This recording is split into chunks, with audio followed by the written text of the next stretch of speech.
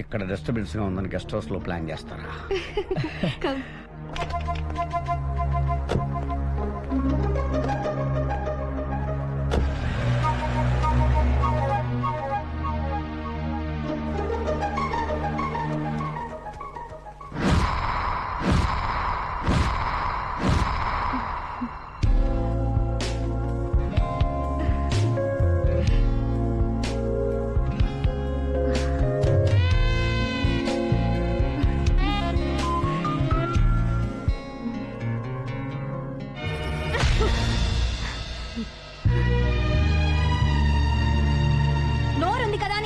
మాట్లాడుకో. మా ఆయన మీద అబండాలు వేస్తావరా? జాగ్రత్త. తప్ప తాగే వదవి తప్పుడు మాటలు మాట్లాడితే నమ్మేస్తాను అనుకున్నావా? అది కాదమ్మా, నేను చెప్పేది నిజం. ఏంట్రా నిజం? భార్యాభర్తల మధ్య గొడవ పెట్టడమేనా నిజం? అంత మాటలు కంటమ్మా, అబద్ధమాడే బతుకులుగా అమ్మా. ఈ బల్లిగాడు అందరూ చల్లగా ఉండాలని కోరుకుంటాడు. నేను బట్టలుగా బండ మీద ఆనా శత్రంబాబు సెట్టోడని చెప్పడం కాదమ్మా, సేజారిపోతున్నాడు అని చెప్తున్నానంతే. ఆనాడు రామాయణంలో మా వల్లే సీతమ్మతల్లి సిక్కులో పడిందేమో గాని ఈ మల్లిగాడు మాత్రం అట్టోడు కాదని మీరే తెలుసుకుంటారమ్మా. ఇతనంత దూరం నుంచి వచ్చి చెప్తున్నాడంటే ఆలోచించాల్సిందే. పదండి, అక్కడికే వెళ్ళి తెలుసుకుందాం. వద్దు వద్దు, అసలు నిజం నేనే తెలుసుకుంటాను. అది అబద్ధం అని తెలిస్తే వీడిని అక్కడే చంపేస్తాను.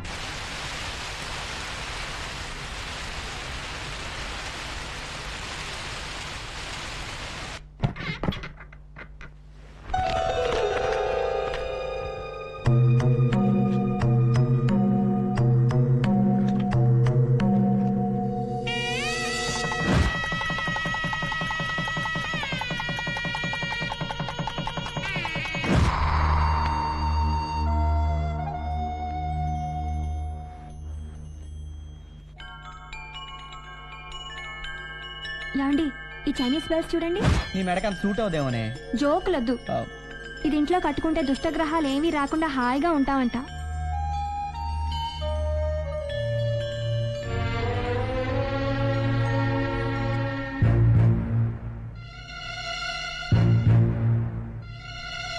దేవుడా, తొందరగా మా డాడీకి జ్వరం తగ్గిపోయేటట్టు చేయవా?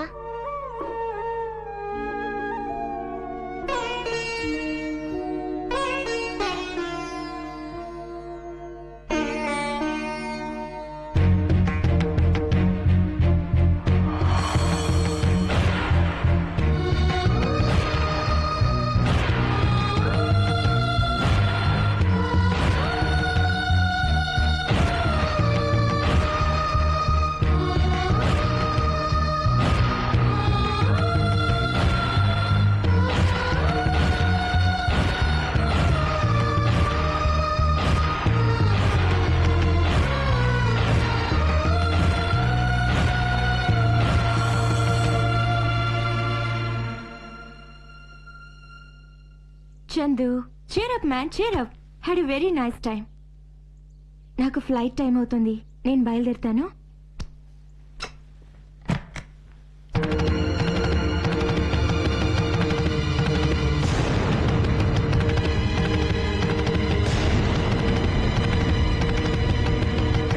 చూడండమ్మా, ఇప్పుడైనా నమ్ముతారా ఈ మడేలు మల్లిగాడి మాట? రాజ్యం నమ్మలేకపోతున్నారు కదా? ఈ క్షణం వరకు నేను నమ్మలేదండి. ఏ, నేను వచ్చానని కంగారు పడుతున్నారా? లేక ఇలాంటి పరిస్థితుల్లో మిమ్మల్ని ఇలా చూసినందుకు సిగ్గుపడుతున్నారా? నేను ఇక్కడికి వచ్చింది మిమ్మల్ని అనుమానించి కాదండి, మీ మీద వాడు వేసిన నింద నిజం కాదని నిరూపించడానికి. కానీ మీరు అవకాశం నాకు ఇవ్వలేదు. రాజ్యం, పొరపాటు పడుతున్నావే. ఇప్పటి వరకు నా మనసుని మోసం చేశారు, కానీ ఇప్పుడు నా కళ్ళని కూడా మోసం చేయాలని చూస్తున్నారు. మిమ్మల్ని ఆరాధించి ఆ రాముణ్ణి కూడా చిన్న చూపు చూశాను కదండి. బిజీగా ఉండి పండక్కి రాలేకపోతున్నానంటే నిజమే అనుకున్నాను, కానీ ఇప్పుడు తెలుస్తోంది నిజంగానే ఇక్కడ పెద్ద పండగ జరుపుకుంటున్నారని. నన్ను ఎలాగో మర్చిపోయారు. కనీసం మన పాపైనా గుర్తు రాలేదా మీకు? అది కాదు రాజ్యం, నువ్వు చెప్పేది వినవే. వింటే ఎందుకు జరిగిందో కారణం చెప్తారు. తప్పు చేసే ప్రతి ఒక్కరు కారణం ముందే వెతుక్కుంటారండి. మీరు ఇలా చేసిన దానికంటే మిమ్మల్ని ఎంతగా నమ్మినందుకే నాకు బాధగా ఉంది. అమ్మా నాన్న హైదరాబాద్ వెళ్ళొద్దన్నా వాళ్ళ మాట కాదని మీ మీద నమ్మకంతో మీతో వచ్చాను చూడండి. నాకు తగిన శాస్తి జరిగింది. మీరు ఆయన సరిగ్గా అర్థం చేసుకోలేదండి. అవును మరి, ముందు పుట్టిన మొక్క కంటే తర్వాత పూసిన పువ్వే అందంగా ఉంటుంది. నువ్వు పాత పడితే అంతే. రాజ్యం, నువ్వు ఆవేశంలో ఉన్నావే. ఏం చెప్పినా నమ్మవు.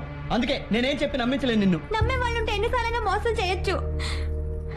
ఆడది ఏమైనా త్యాగం చేయడానికి సిద్ధపడుతుంది, కానీ తన ప్రాణానికి ప్రాణమైన భర్తను మాత్రం త్యాగం చేయడానికి ఏమాత్రం ఒప్పుకోదు. ఇప్పటి వరకు మీరు నాకే సొంతం అనుకున్నాను, నేనే మీ ప్రాణం అనుకున్నాను. కానీ ఇప్పుడు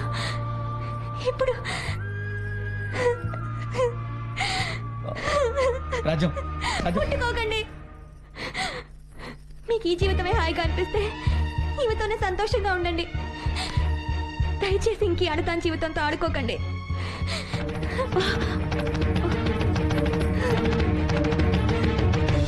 ఇంతసేపు నువ్వు చెప్పింది నిజమేనమ్మా, కానీ నువ్వు అనుకున్నట్లుగా చంద్రం చెడిపోలేదు. పొరపాటు అనేది ప్రతి మనిషి చేస్తాడు, కానీ తప్పు చేయకూడదు. తాను చేసిన పొరపాటు సరిదిద్దుకుని చంద్రం మంచి మనిషిగా మిగిలాడు. కానీ నువ్వే ఇప్పుడు తప్పు చేస్తున్నావు. ఆ తప్పును సరిదిద్దుకోవటం చాలా కష్టం. నువ్వు అతన్ని నమ్మి అతని గురించి అంత గొప్పగా చెప్పుకుంటున్నావో ఆ గౌరవాన్ని అతను కాపాడుకున్నాడమ్మా. అంతేకాని నీకు ద్రోహం చేసి నువ్వు బాధపడేంత తప్పు అతను ఏం చేయలేదు. ఏ తప్పు చేయకుండానే క్లబ్బులకి పబ్బులకి తిరిగారా? గెస్ట్ హౌస్ కి వెళ్ళారా? అంతవరకే నీకు తెలుసు, కానీ అక్కడ ఏం జరిగిందో నాకు తెలుసు.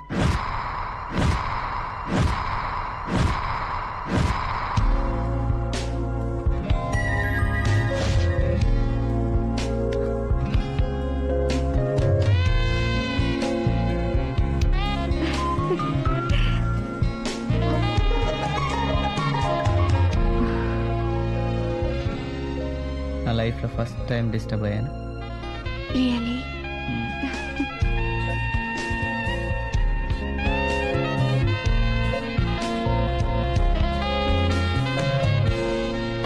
ఇప్పుడు మనం పశ్చిమ గోదావరి జిల్లా కేశవరం అనే గ్రామంలో ఉన్నాం.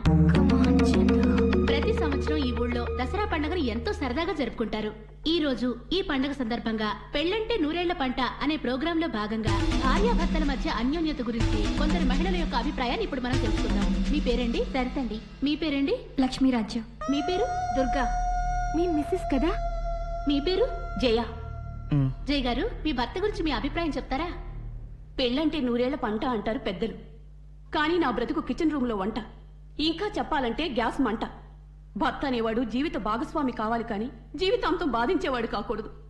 మీరేమంటారు? ఆవిడ చెప్పింది 100% నిజం. భార్య అంటే భయపడేది కాదు, భయపెట్టేది అని నిరూపించాలి. లేకపోతే భార్యల్ని బానిసలు చేసి అరచేతిలో పెట్టి ఆడిస్తారు ఈ మగాళ్ళు. అందుకే భర్త అనేవాడిని కేవలం ఒక లైసెన్స్ బిళ్ళలా యూజ్ చేయాలే, కానీ మన లైఫ్ ని న్యూసెన్స్ చేసుకోకూడదు.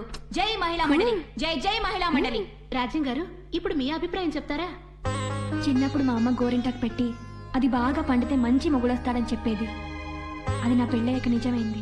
ఆ గోరింటాకు లాగే నా జీవితం కూడా బాగా పండింది. మా ఆయన అగ్ని సాక్షిగా పెళ్లి చేసుకున్నప్పుడు ఆయన ఏం ప్రమాణం చేశారో అప్పుడు నాకు అర్థం కాలేదు, కానీ నన్ను మాత్రం ప్రాణం కంటే ఎక్కువగా చూసుకుంటారు. భార్య అంటే కార్యేషు దాసి, కరణేషు మంత్రి, భోజేషు మాత, సైనేషు రంభలా ఉండాలంటారు. కానీ అవన్నీ మనల్ని అర్థం చేసుకునే భర్త దొరికినప్పుడే కదా సాధ్యం అవుతుంది. ఆ విషయంలో నేను చాలా అదృష్టవంతురాల్ని. ఆయన నాకు భర్తే కాదు, మంచి స్నేహితుడు కూడా. మంచి భర్తల్ని అందరూ రాముడితో పోలుస్తారు, కానీ నా భర్త అనుమానించే రాముడు కాదు, గోపికలతో తిరిగే కృష్ణుడు కాదు. రాజ్యం గారు, ప్రతి ఆడది తన భర్త శ్రీరామచంద్రుడే అనుకుంటుంది. ఒకవేళ మీ ఆయన మీకు తెలియకుండా ఏదైనా తప్పు చేస్తే? ఆయన తప్పు చేయరు. ఆయన గుండెలో నాకు తప్ప మరొకరికి చోట్లేదు.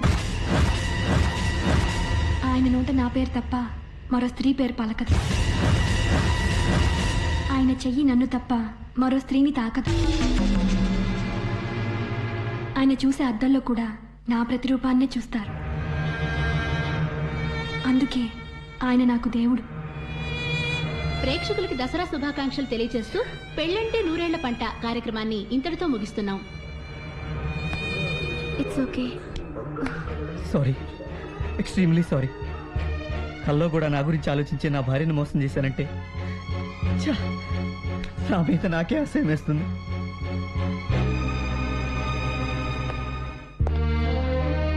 చిన్న వీక్నెస్, భార్య బిడ్డలను కూడా మర్చిపోయాను. ఒక పక్క తప్పు చేస్తున్నాను తెలిసి కూడా ఛ!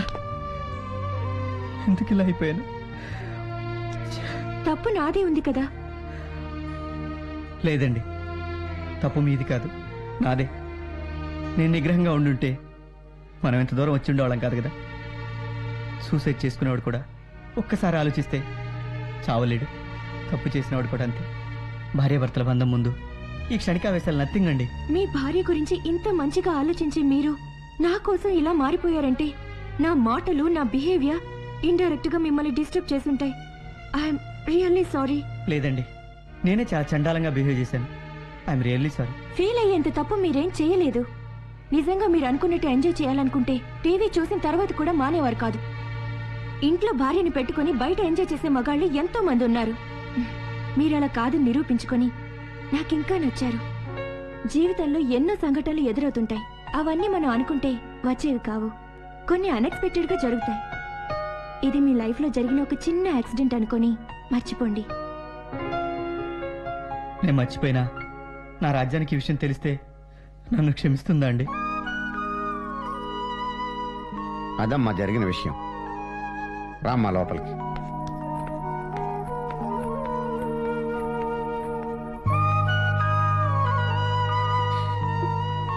మీ ఇద్దరు ఈ కాలనీకి వచ్చినప్పుడు మీ అన్యోన్య జీవితం చూసి నేను చాలా సంతోషించాను. నువ్వు అలా ఊరికెళ్ళటం, ఈ అమ్మాయి ఇక్కడ దిగటం, అతను ఒంటరిగా ఉండడం, ఏ క్షణంలో అయినా వీళ్ళిద్దరూ తప్పు చేస్తారేమో అని తిరుగుబోతుగా నటిస్తూ వీళ్ళని డిస్టర్బ్ చేశాను. అంతేకాని నేను తిరుగుబోతును కాదమ్మా. చెట్టుకు చెదలు పడుతున్నప్పుడే మందు కొట్టాలి, దాన్ని నరికేసుకోకూడదు. అందుకే మల్లిగాని నీ దగ్గరికి పంపించాను. అయినా నీ భర్త మీద నీకున్న నమ్మకం నీ కాపురాన్ని నిలబెట్టింది. మిమ్మల్ని చూస్తుంటే నాకు చాలా ఆనందంగాను, జెలసీగాను ఉంది. ఎందుకంటే మోడలింగ్ చేస్తూ లైఫ్ ని చాలా క్యాజువల్ గా ఎంజాయ్ చేస్తూ గడిపేశాను. ఫస్ట్ టైం ఈ ఎఫెక్షన్స్, అటాచ్మెంట్స్ ఇదంతా చూస్తుంటే నాకు కూడా ఇలాంటి లైఫ్ కావాలనిపిస్తుంది. తెలుసు తెలియకో నా వల్ల ఏదైనా పొరపాటు జరుగుంటే ఐఎమ్ ఎక్స్ట్రీమ్లీ సారీ. వెళ్ళొస్తాను. అప్పుడప్పుడు ఫోన్ చేస్తూ ఉంటాను ఒక మంచి ఫ్రెండ్ గా. Thank you. వెళ్ళొస్తా. మళ్ళీ ఎప్పుడొస్తావో చెప్తే నీ వెనకాల జాగింగ్ చేయడానికి మోకాళ్ళు నొప్పులు లేకుండా పికప్ చేస్తాను. ఈసారి వచ్చినప్పుడే ఫారెన్ క్వార్టర్ బాటిల్ పెద్ద తీసుకురండి. వాటర్ బాటిల్ ఎంత ఉండదు, ఎంత ఉంటది. మీ అంతా